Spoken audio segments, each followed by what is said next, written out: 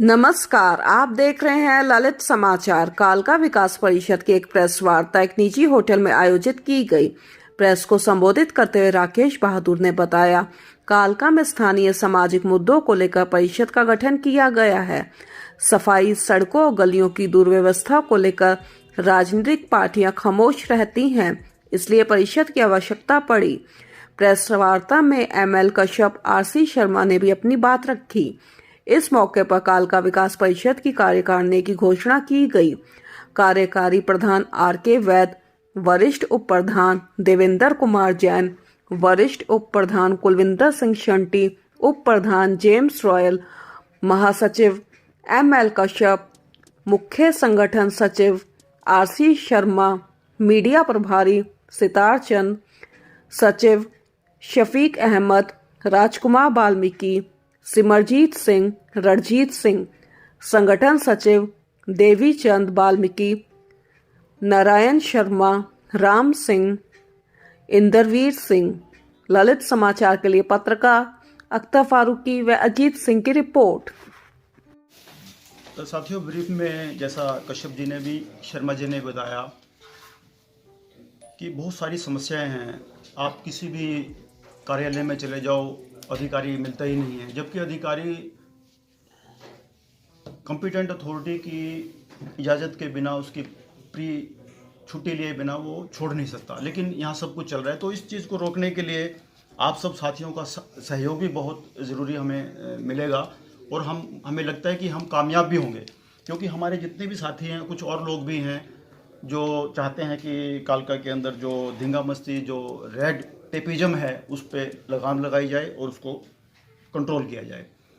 तो हमारी जो हाई स्टीयरिंग कमेटी है, उसमें हमने बैठ कर के पिछले हफ्ते निर्णय लिया कि हम किन किन को क्या क्या जिम्मेवारी दें। ये जिम्मेवारी, कुछ लोग तो इसको समझते हैं कि मैं प्रधान बन गया, मैं जनरल सेक्रेटरी बन गया, लेकिन जो जिम्मेवार लोग सोचते हैं कि मेरे ऊपर जिम्मेवारी आई है, तो वो जिम्मेवारी हम आपके माध्यम से शेयर करना चाहूँगा। मैं प्रधान की बजाय उल्टा नीचे से चलूँगा, ताकि प्रधान का एक थोड़ा सा सस्पेंस भी बना रहे आपके बीच में। जो आप लोगों की से कोऑर्डिनेट करने का जो काम की जिम्मेवारी है, जो मीडिया को खासकर, क्योंकि मीडिया एक चौथा स्तंभ है भारत के प्रजातंत्र में, तो उनकी जिम्मेवारी देने के लिए ये मीडिया प्रभारी हमने सितार चंद जी को बनाया है। ये हमारे मीडिया प्रभारी रहेंगे। सभी ताली बजा कर कोई थोड़ा सा। दूसरे नंबर पर हमने चीफ ऑर्गेनाइजिंग सेक्रेटरी की जो जिम्मेवारी है, वो हमने आरसी शर्मा जी को दी है। सभी तालियां बजा करके इनका भी स्वागत करेंगे। ऑर्गेनाइजिंग सेक्रेटरी हमने 4 बनाए हैं। देवी चंद वाल्मीकि, नारायण शर्मा पिंजौर से हैं दोनों, और राम सिंह। इसके अलावा जनरल सेक्रेटरी की हम आपको रिटर्न में भी दे देंगे, जो लिस्ट है ना, हम आपको दे देंगे रिटर्न में। जनरल सेक्रेटरी की जो महत्वपूर्ण जिम्मेवारी है, वो कामरेड एमएल कश्यप जी को दी गई है, क्योंकि ये इनको पूरा तजुर्बा है। सभी ताली बजा करके इनका भी स्वागत करेंगे। और इसके साथ सेक्रेटरी भी हमने 4 लगाए हैं। राजकुमार वाल्मीकि, रणजीत सिंह, शफीक अहमद और सिमरदीप सिंह।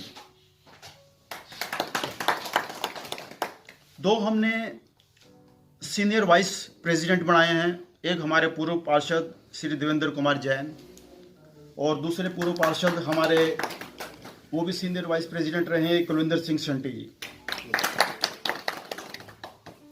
और जो हमने वर्किंग प्रेसिडेंट की फिलहाल जो जिम्मेवारी जो दी है, वो बहुत ही, क्योंकि हमने सारी चीज़ों को एग्जामिन किया है, क्योंकि इनका हमने काम देखा है कि इन्होंने प्रेस के सभी साथी जानते हैं कि महत्वपूर्ण मुद्दों को, सामाजिक मुद्दों को लेकर के इन्होंने भूख हड़ताल भी रखी थी गांधी चौक पर। तो पूर्व पार्षद हैं आर.के. वैद जी को ये प्रधान की जिम्मेवारी। तो अब आपसे कोई इसके बारे में कोई काउंटर क्वेश्चंस? भैया, आपने इस बात का बहुत शुक्रगुजार हूँ। छोटे से कॉल पे और मैसेज पे सारे आए, मैंने सबको मैसेज किया। Thank you very much. आपको सबको ज्ञात ही है, जो कालका बाजार टूटा तो प्रेस ने बहुत साथ दिया। आज फिर ज़रूरत है कालका पिंजौर या कालका हल्का को बचाने की। कालका में जैसे कि कसब साहब ने कोई भी इंडस्ट्री नहीं है, लोग बेरोजगारी इतनी हो रही है, बद्दी परमाणु में है तो इंडस्ट्री बंद हो रही है। आज हर तीसरा आदमी बेरोजगार है। यहाँ का रोजगार तभी होगा जब यहाँ इंडस्ट्री होगी। तो अगर हमारी ये परिषद आगे बढ़ेगी और ठीक से काम करना चाहिए और जो जिम्मेवारी है वो निभाएगी, और यहाँ अगर हमारी वजह से एक दो उद्योग भी आगे यहाँ, तो हम समझेंगे हम कामयाब हैं। इसलिए हम क्या है, प्रेस के साथ भी और एडमिनिस्ट्रेशन के साथ भी, और कोई भी पार्टी हमें काम देगी हम करेंगे। हमें ये नहीं है भी हमने उस बंदे से नहीं मिलना, किसी भी बंदे से अगर क्या है कालका के लिए मिलना पड़ेगा तो हम मिलेंगे। Thank you very much. एजेंडे लेकर शासन ना करते, आप देख लो कहाँ डेमोक्रेसी है। डेमोक्रेसी के नाम में ऑटोक्रेसी है, डिक्टेटरशिप है।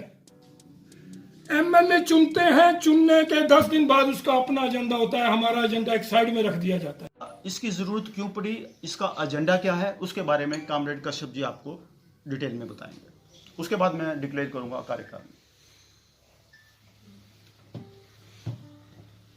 साथियों,